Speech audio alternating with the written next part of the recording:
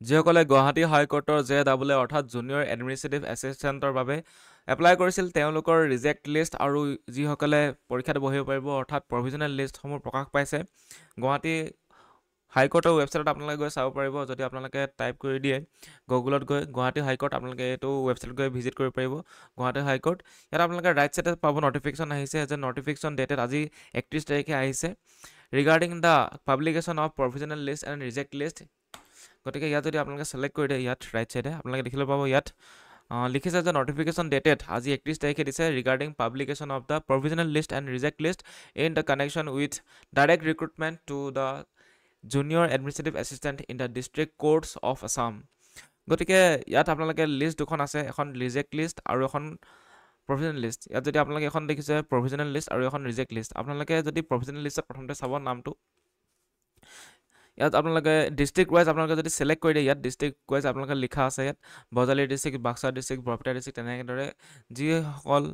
যিসমূহ ডিষ্ট্ৰিক্টত এপ্লাই কৰিছিলে আপোনালোকে ডিষ্ট্ৰিক্ট ৱাইজ চাব পাৰিব নেম ফৰ এক্সাম্পল আমি যদি ডিব্ৰুগড় ডিষ্ট্ৰিক্টত চাওঁ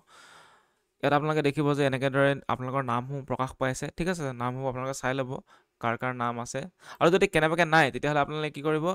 ইয়াত আৰু এখন লিষ্ট আছে ৰিজেক্ট লিষ্ট বুলি ঠিক আছে এই ৰিজেক্ট লিষ্ট এইখনত গৈ কিনে আপোনালোকে ৰিজেক্ট লিষ্ট দেখিছে ইয়াত ছিলেক্ট কৰি ল'ব আৰু ইয়াত আপোনালোকে দেখিবলৈ পাব যিসকলৰ নাম ইতিমধ্যে ৰিজেক্ট হৈছে মানে এই পৰীক্ষাটোত বহিবলৈ নাপায় তেওঁলোকৰ বহুতো কাৰণত ৰিজেক্ট হৈছে সেইবোৰ এই ৰাইট ছাইডে মেনশ্যন কৰি দিয়া আছে ৰিজন অফ ৰিজেকশ্যন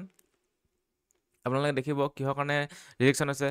এখেতৰ অভাৰ এজ হৈছে কিছুমানৰ ন' ডিজেবিলিটি চাৰ্টিফিকেট যিহেতু ডিজেবিলিটি চাৰ্টিফিকেট প্ৰদান কৰিব নোৱাৰিলে দেখাব নোৱাৰিলে আৰু কিছুমানৰ অভাৰ এজ তাৰপিছত আকৌ ন' ডিজেবিলিটি চাৰ্টিফিকেট তেনেদৰে বেছিভাগ অভাৰ এজ আৰু ডিজেবিলিটি চাৰ্টিফিকেটৰ বাবে ৰিজেক্ট হৈছে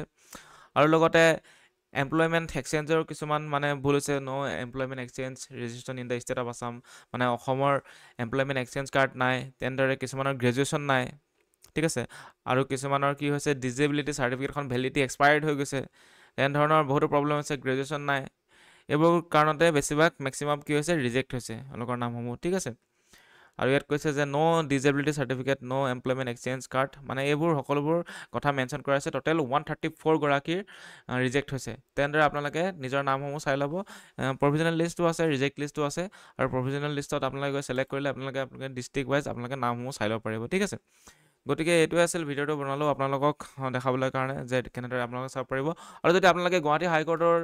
ৱেবছাইটত যদি যাব বিচৰা নাই তেন্তে আমাৰ তলৰ ডেছক্ৰিপশ্যনৰ লিংকতে আপোনালোকে পাব প্ৰভিজনেল লিষ্ট আৰু ৰিজেক্ট লিষ্ট যিসকলে প্ৰভিজনেল লিষ্টত যাব বিচাৰিছে তাত গৈ চাব পাৰিব ডিষ্ট্ৰিক্ট ৱাইজ আপোনালোকে ছিলেক্ট কৰি নিজৰ নামসমূহ বিচাৰি পাব গতিকে আজিলৈ ভিডিঅ'টো ইমানটোৱে আছিল ধন্যবাদ